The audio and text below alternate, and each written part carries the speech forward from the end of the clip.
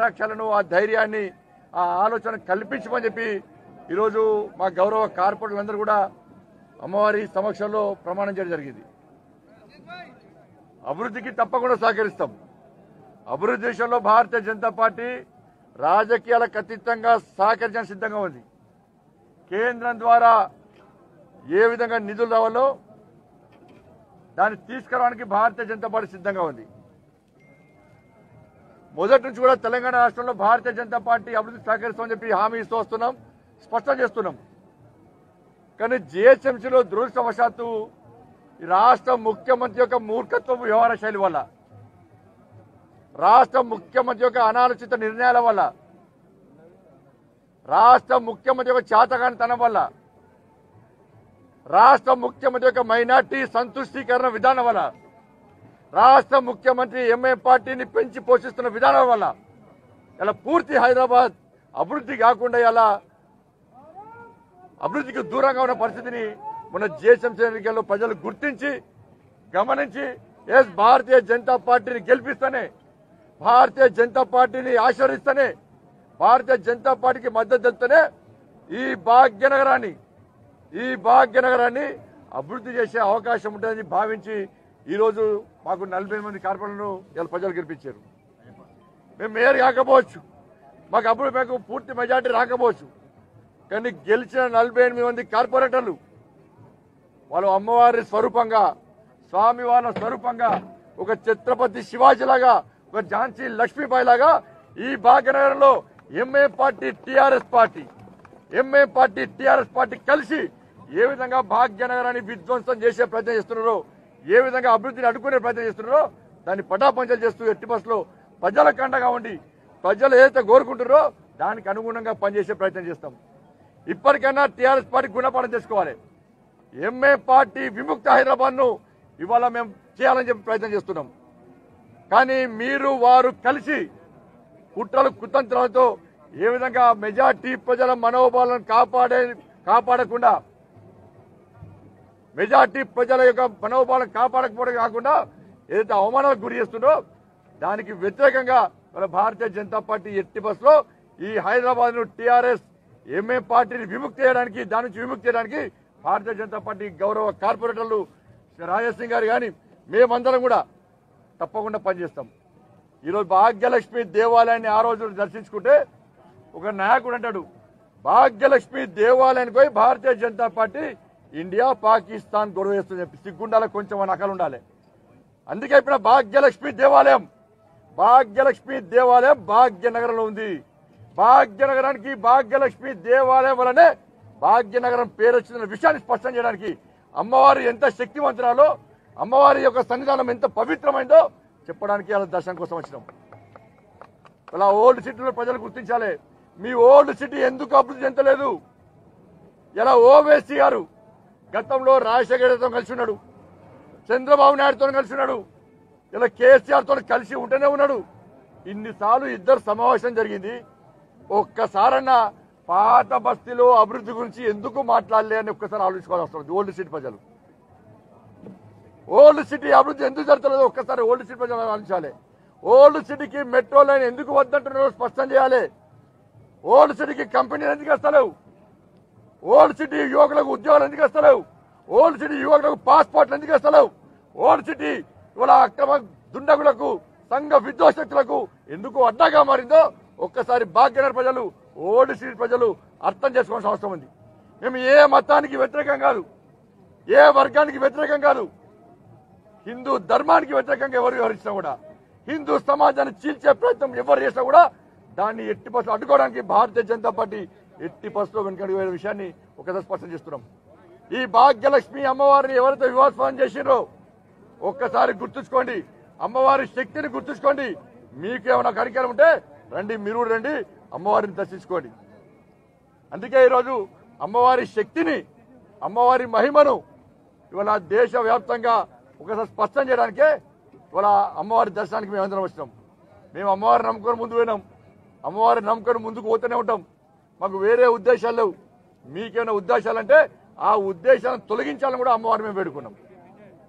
కాబట్టి ఇలా ప్రమాణం చేసిన మేము తప్పకుండా దేశం కోసం, ధర్మం కోసం, సమాజం కోసం, భాగ్యనగరం అభివృద్ధి కోసం, వాళ్ళని ఎన్నుకున్న ప్రజల కోసం ఎట్టి బస్సులో మేము కలిసి ముందుకు పోతాం, అభివృద్ధికి సహకరిస్తాం.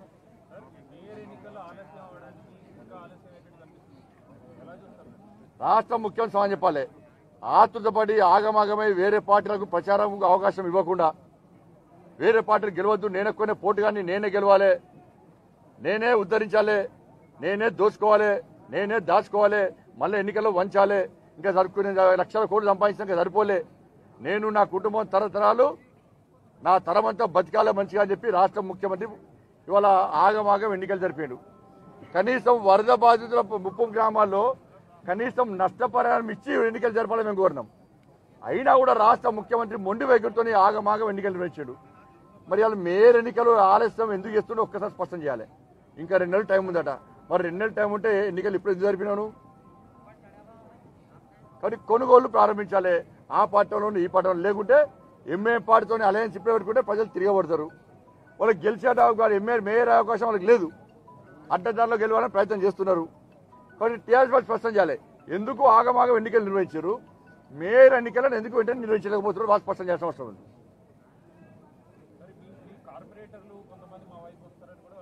వాళ్ళ ఎమ్మెల్యే కూడా మా వైపు తీసుకుంటాం వస్తే అవి గుర్తుంచుకోవాలి. ఒక్కటి గెలిస్తే 100 గెలుస్తాం. మేము ఒక్కటి గెలికే ప్రయత్నం చేస్తే 100 గెలుస్తాం, గుర్తుంచుకోవాలి. టీఆర్ఎస్ పార్టీ మా కార్పొరేటర్ అమ్మవారి సాక్షిగా ప్రమాణం చేశారు. వాళ్ళ కార్పొరేటర్ వచ్చి ప్రమాణం చేయమని చెప్పండి, వాళ్ళ ఎమ్మెల్యేని ప్రమాణం చేసి చెప్పండి, గ్యారెంటీ ఉంటుంది వాళ్ళకి. తప్పకుండా భద్రకాళి టెంపుల్ ఉన్నాయి, భద్రకాళి అమ్మవారు వరంగల్ మొత్తం ధర్మానికి అడ్డ. తప్పకుండా చేస్తాం, ఏ అమ్మవారు ఆ అమ్మవారు చేస్తాం.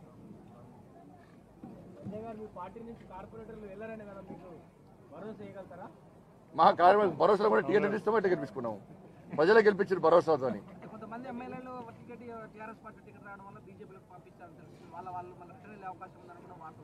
టీఆర్ఎస్ కూడా దాని కూడా మేము బీజేపీలో పంపిస్తున్నాం. మేము కూడా వాళ్ళు కూడా వస్తారు, ఎమ్మెల్యేలు కూడా వస్తారు చాలా మంది.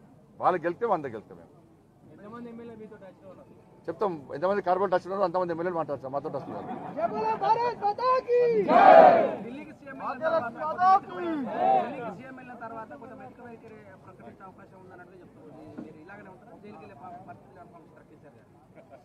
జైలు కూడా గ్యారెంటీ రాసి పెట్టుకున్నది.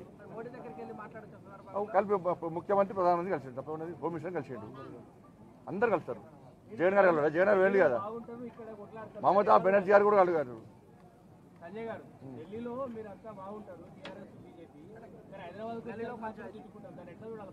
ఢిల్లీలో ఏడ బాగున్నాం? ఢిల్లీ నాయకులు వచ్చి హైదరాబాద్ ప్రచారం చేశారు. హోమ్ మినిస్టర్ గారు వచ్చారు, నడ్డా గారు వచ్చారు, యోగి గారు వచ్చారు, స్మృతి ఇరానీ గారు వచ్చారు, దేవేంద్ర ఫడ్నవీస్ గారు వచ్చారు. మరి ముఖ్యమంత్రి పోయినా ప్రచారం చేసిండు ఎక్కడైనా బీజేపీ సపోర్ట్గా? ముఖ్యమంత్రి పోయిండు, వంగి వంగి దండాలు పెట్టిండు. మళ్ళీ చెప్తున్నా, ముఖ్యమంత్రి పొర్రు దండాలు పెట్టినా జైలు కూడా ఆడు రాసి పెట్టుకోరు.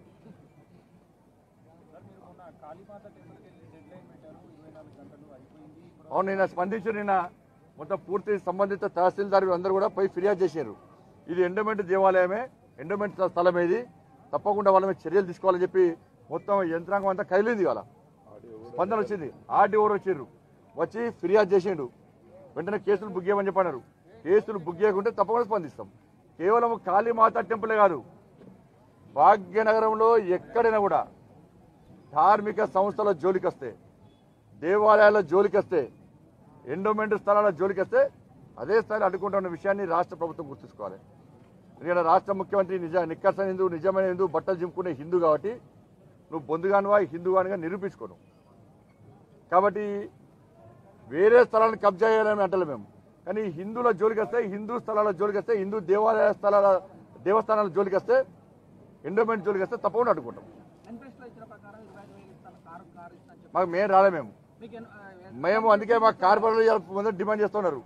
ముఖ్యమంత్రి ఇప్పటివరకు 10,000 రూపాయలు చాలా ప్రాంతాలు ఇవ్వలే. 7వ తారీఖు అన్నాడు, 10వ తారీఖు అన్నాడు, 9వ తారీఖు అన్నాడు. అందుకే మా కార్పొరేటర్ రేపంచి ఉద్యమం స్టార్ట్ చేస్తున్నారు. ఎల్లుండి నుంచి 2 రూపాయల వెంటనే రాష్ట్ర ప్రభుత్వము గత ఎన్నికల ముందు అయితే వాళ్ళకు మెజార్టీ వచ్చింది, మాకంటే ఎక్కువ స్థానాలు వచ్చినాయి, మేయర్ అయితామని వాళ్ళు అంటున్నారు. కాబట్టి 10,000 రూపాయలు వెంటనే అధికారంలో రాష్ట్ర ప్రభుత్వం ఉంది కాబట్టి వెంటనే 10,000 రూపాయలు ఇవ్వాల్సింది.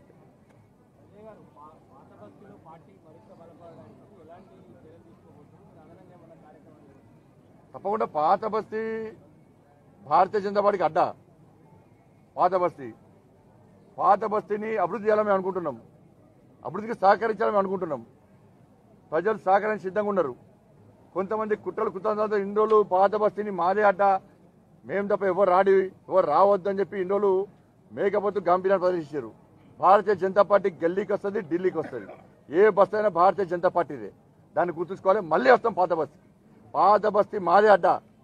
ఇది ప్రజలు ఇక్కడ పేద ప్రజలకు అడ్డా. ఇది పేద ప్రజల అభివృద్ధి కోసం, పేద ప్రజల బాగు కోసం పనిచేసే పార్టీ భారతీయ జనతా పార్టీ. మరి పాత బస్తీ ప్రజలు ఆలోచిస్తారు ఏ విషయం అనేది. ముఖ్యమంత్రికి పైసలు కావాలి ఇప్పుడు. మరి ఎల్ఆర్ఎస్ తోని దోచుకుంటాడు. రిజిస్ట్రేషన్ చూడండి, అలా రియల్ ఎస్టేట్ వ్యాపారులు, డాక్యుమెంట్ రైటర్స్ వాళ్ళు కూడా ఇలా స్పందిస్తున్నారు. మా ఫోటో మా కోసం కొట్టాడతలేమన్నా. పేద ప్రజలకు న్యాయం జరగలేదు. ఇలా కండిషన్స్ అన్ని కూడా ఇష్టానుసారంగా ఉన్నాయి. రేపు లోన్లకు పోయినా ఇబ్బంది ఉన్నది, మా స్థలాలు అమ్ముకోవాలన్న ఇబ్బంది ఉన్నది. ఇలా ఈ రాష్ట్ర ముఖ్యమంత్రి అనాలోచిత నిర్ణయాల వల్ల పూర్తిగా రిజిస్ట్రేషన్ వ్యవస్థనే ఇలా అస్తవ్యస్తంగా మారింది. దాన్ని దయచేసి ఆలోచించని చెప్పి ఇలా ముఖ్యమంత్రికి గోడు చెప్పుకున్నప్పుడు కూడా ఇలా ముఖ్యమంత్రి స్పందిస్తున్నాడు. ఇప్పటికైనా రాష్ట్ర ముఖ్యమంత్రి స్పందించాల్సిన అవసరం ఉంది. ఓకే భాయ్, ధన్యవాదాలు.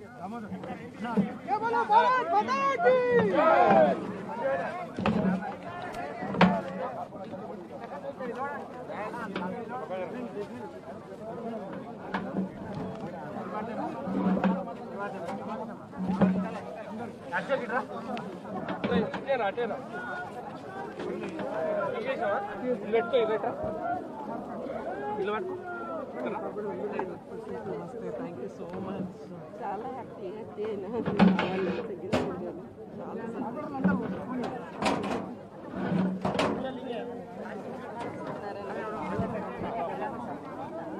వాళ్ళంతా